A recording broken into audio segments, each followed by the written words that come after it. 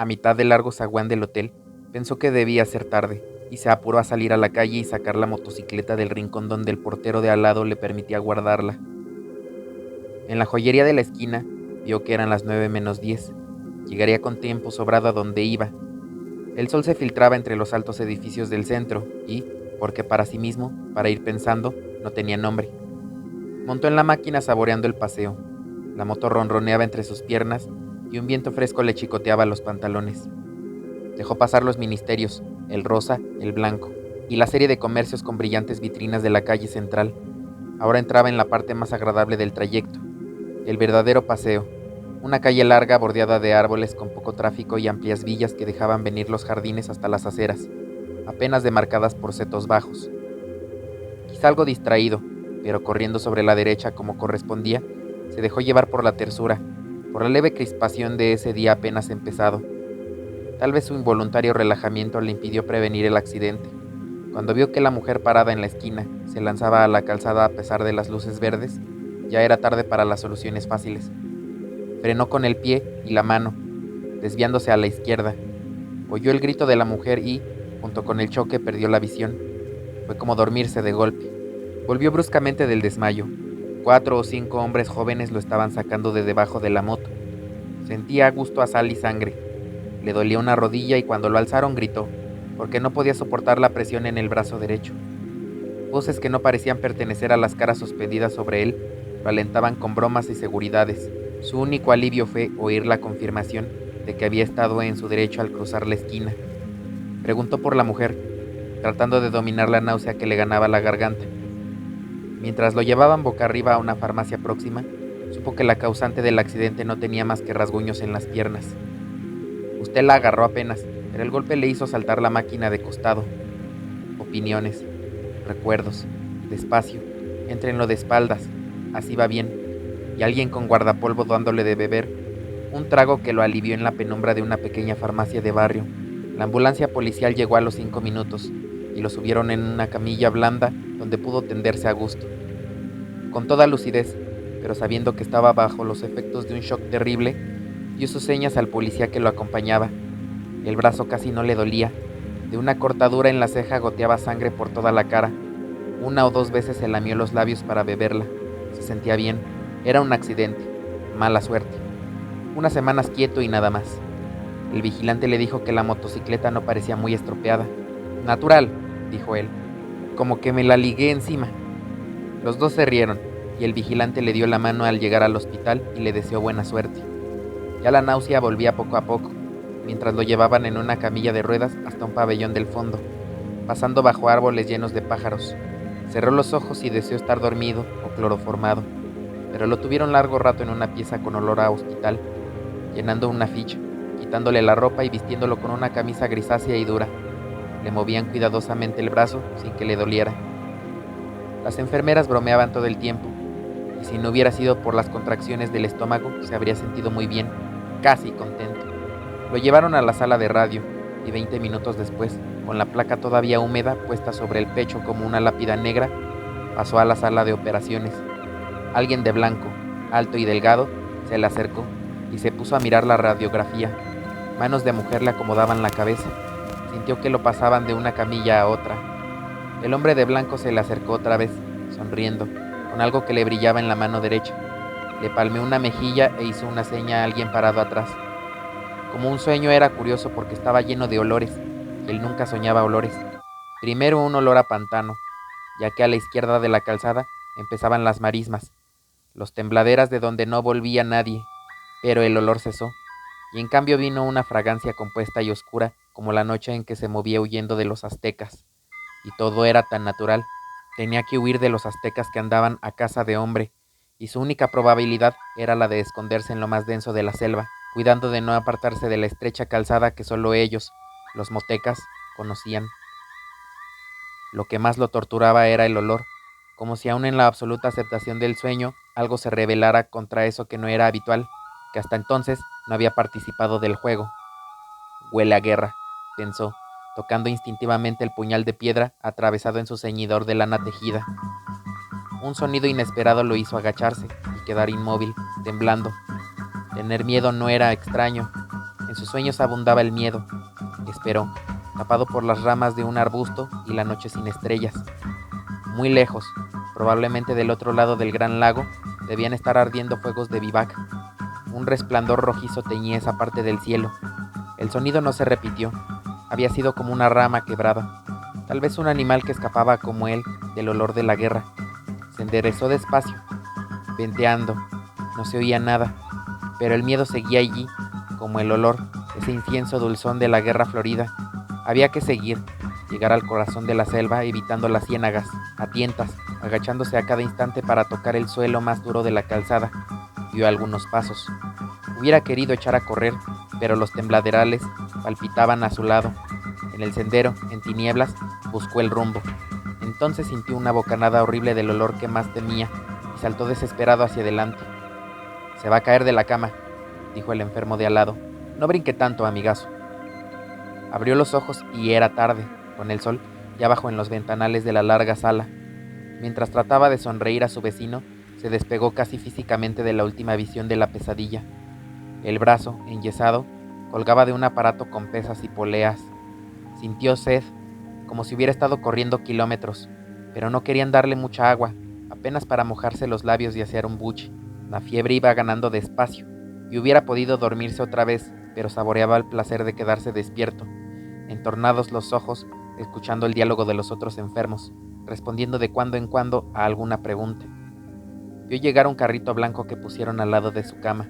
Una enfermera rubia le frotó con alcohol la cara anterior del muslo y le clavó una gruesa aguja con un tubo que subía hasta un frasco de líquido opalino. Un médico joven vino con un aparato de metal y cuero que le ajustó el brazo sano para verificar alguna cosa. Caía la noche, y la fiebre lo iba arrastrando blandamente a un estado donde las cosas tenían un relieve, como de gemelos de teatro.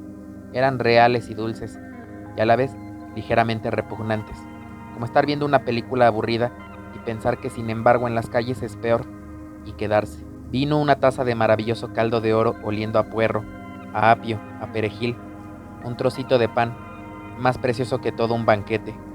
Se fue desmigajando poco a poco. El brazo no le dolía nada y solamente en la ceja, donde lo habían suturado, chirriaba a veces una punzada caliente y rápida. Cuando los ventanales de enfrente viraron a manchas de un azul oscuro, pensó que no le iba a ser difícil dormirse.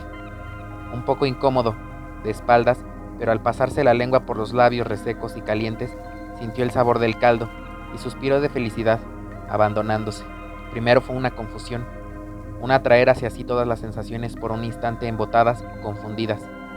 Comprendía que estaba corriendo en plena oscuridad, aunque arriba el cielo cruzado de copas de árboles era menos negro que el resto. La calzada, pensó. Me salí de la calzada.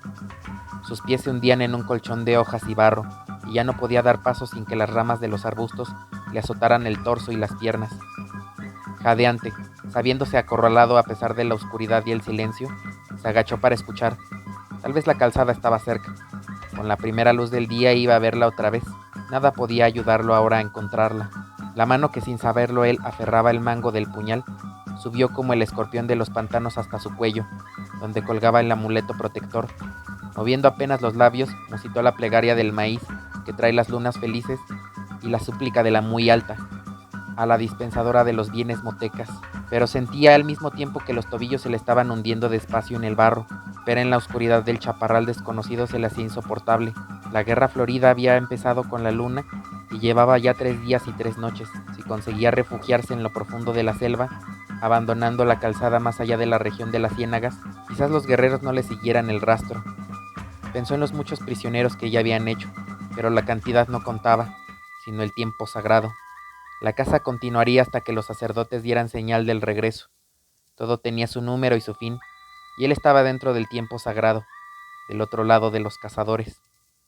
Olió los gritos y se enderezó de un salto, puñal en mano, como si el cielo se incendiara en el horizonte.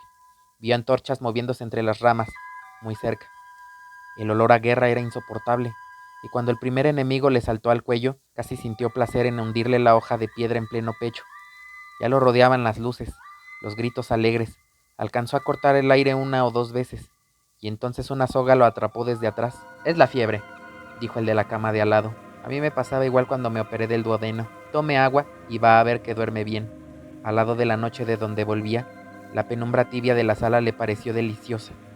Una lámpara violeta velaba en lo alto de la pared del fondo como un ojo protector. Se oía toser, respirar fuerte, a veces un diálogo en voz baja.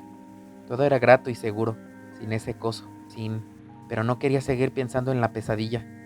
Había tantas cosas en que entretenerse. Se puso a mirar el yeso del brazo, las poleas que tan cómodamente se le sostenían en el aire. Le habían puesto una botella de agua mineral en la mesa de noche. Bebió del gollete, golosamente. Distinguía ahora las formas de la sala, las 30 camas, los armarios con vitrinas. Ya no debía tener tanta fiebre. Sentía fresca la cara. La ceja le dolía apenas, como un recuerdo. Se vio otra vez saliendo del hotel, sacando la moto. ¿Quién hubiera pensado que la cosa iba a acabar así? Trataba de fijar el momento del accidente, y le dio rabia advertir que ahí había como un hueco, un vacío que no alcanzaba a rellenar, entre el choque y el momento en que lo habían levantado del suelo. Un desmayo o lo que fuera no lo dejaba ver nada, y al mismo tiempo tenía la sensación de ese hueco, esa nada. Había durado una eternidad. No, ni siquiera tiempo, más bien como si en ese hueco él hubiera pasado a través de algo recorrido o distancias inmensas. El choque, el golpe brutal contra el pavimento. De todas maneras, al salir del pozo negro, había sentido casi un alivio mientras los hombres lo alzaban del suelo. Con el dolor del brazo roto, la sangre de la ceja partida, la contusión en la rodilla, con todo eso, un alivio al volver al día y sentirse sostenido y auxiliado. Y era raro. Le preguntaría alguna vez al médico de la oficina. Ahora volvía a ganarlo el sueño, a tirarlo despacio hacia abajo. La almohada era tan blanda, y en su garganta afiebrada la frescura del agua mineral. Quizá pudiera descansar de veras, sin las malditas pesadillas. La luz violeta de la lámpara en lo alto se iba apagando poco a poco. Como dormía de espaldas, no le sorprendió la posición en que volvía a reconocerse, pero en cambio, el olor a humedad, a piedra resumante de filtraciones, le cerró la garganta y lo obligó a comprender. Inútil abrir los ojos y mirar en todas direcciones. Lo envolvió una oscuridad absoluta. Quiso enderezarse y sintió las ahogas en las muñecas y los tobillos. Estaba estaqueado en el suelo, en un piso de lajas helado y húmedo. El frío le ganaba la espalda desnuda, las piernas. Con el mentón buscó torpemente el contacto con su amuleto y supo que se lo habían arrancado. Ahora estaba perdido. Ninguna plegaria podía salvarlo del final. Lejanamente, como filtrándose entre las piedras del calabozo, oyó los atabales de la fiesta. Lo habían traído al Teocalli. Estaba en las mazmorras del templo a la espera de su turno. Oyó gritar, un grito ronco que rebotaba en las paredes. Otro grito, acabando en un quejido. Era él que gritaba en las tinieblas. Gritaba porque estaba vivo. Todo su cuerpo se defendía con el grito de lo que iba a venir, del final inevitable.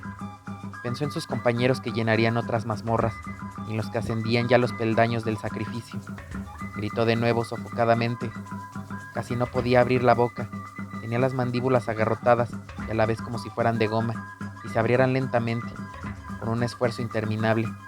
El chirriar de los cerrojos lo sacudió como un látigo. Convulso, retorciéndose, luchó por zafarse de las cuerdas que se le hundían en la carne. Su brazo derecho, el más fuerte, tiraba hasta que el dolor se hizo intolerable y tuvo que ceder. Vio abrirse la doble puerta, y el olor de las antorchas le llegó antes que la luz. Apenas ceñidos con los taparrabos de la ceremonia, los acólitos de los sacerdotes se le acercaron mirándolo con desprecio. Las luces se reflejaban en los torsos sudados, en el pelo negro lleno de plumas. Se dieron las sogas, y en su lugar lo aferraron manos calientes, duras como bronce. Se sintió alzado, siempre boca arriba, tironeado por los 4 acólitos que lo llevaban por el pasadizo. Los portadores de antorchas iban adelante, alumbrando vagamente el corredor de paredes mojadas y techo tan bajo que los acólitos debían agachar la cabeza. Ahora lo llevaban. Era el final. Boca arriba, a 1 metro del techo de roca viva que por momentos se iluminaba con un reflejo de antorcha. Cuando en vez de techo nacieran las estrellas y se alzara frente a él la escalinata incendiada de gritos y danzas, sería el fin. El pasadizo no acababa nunca, pero ya iba a acabar. De repente olería el aire lleno de estrellas, pero todavía no. Andaban llevándolo sin fin en la penumbra roja, tironeándolo brutalmente. Y él no quería, pero ¿cómo impedirlo si le habían arrancado el amuleto que era su verdadero corazón, el centro de la vida? Salió de un brinco a la noche del hospital, al alto cielo raso dulce, a la sombra blanda que lo rodeaba. Pensó que debía haber gritado, pero sus vecinos dormían callados. En la mesa de noche, la botella de agua tenía algo de burbuja. de imagen traslúcida contra la sombra azulada de los ventanales. Jadeó, buscando el alivio de los pulmones, el olvido de esas imágenes que seguían pegadas a sus párpados. Cada vez que cerraba los ojos, las veía formarse instantáneamente, y se enderezaba aterrado pero gozando a la vez del saber que ahora estaba despierto, que la vigilia lo protegía, que pronto iba a amanecer, con el buen sueño profundo que se tiene a esa hora, sin imágenes, sin nada. Le costaba mantener los ojos abiertos. La modorra era más fuerte que él. Hizo un último esfuerzo. Con la mano sana esbozó un gesto hacia la botella de agua. No llegó a tomarla. Sus dedos se cerraron en un vacío otra vez negro, y el pasadizo seguía interminable, roca tras roca, con súbitas fulguraciones rojizas, y él boca arriba gimió apagadamente porque el techo iba a acabarse. Subía, abriéndose como una boca de sombra, y los acólitos se enderezaban, y de la altura una luna menguante le cayó en la cara, donde los ojos no querían verla. Desesperadamente se cerraban y se abrían buscando pasar al otro lado, descubrir de nuevo el cielo raso protector de la sala. Y cada vez que se abrían era la noche y la luna, mientras lo subían por la escalinata, ahora con la cabeza colgando hacia abajo, y en lo alto estaban las hogueras, las rojas columnas de humo perfumado, y de golpe vio la piedra roja, brillante de sangre que chorreaba, y el vaivén de los pies del sacrificado que arrastraban para tirarlo rodando por las escalinatas del norte. Con una última esperanza apretó los párpados, gimiendo por despertar. Durante un segundo creyó que lo lograría, porque otra vez estaba inmóvil en la cama, a salvo del balanceo cabeza abajo, pero olía la muerte, y cuando abrió los ojos vio la figura ensangrentada del sacrificador, que venía hacia él con el cuchillo de piedra en la mano. Alcanzó a cerrar otra vez los párpados, aunque ahora sabía que no iba a despertarse, que estaba despierto, que el sueño maravilloso había sido el otro, absurdo como todos los sueños, un sueño en el que habían andado por extrañas avenidas de una ciudad asombrosa, con luces verdes y rojas que ardían sin llama ni humo, con un enorme insecto de metal que zumbaba bajo sus piernas. En la mentira de ese sueño también lo habían alzado del suelo, también alguien se le había acercado con un cuchillo en la mano, a él tendido boca arriba, a él boca arriba, con los ojos cerrados entre las hogueras.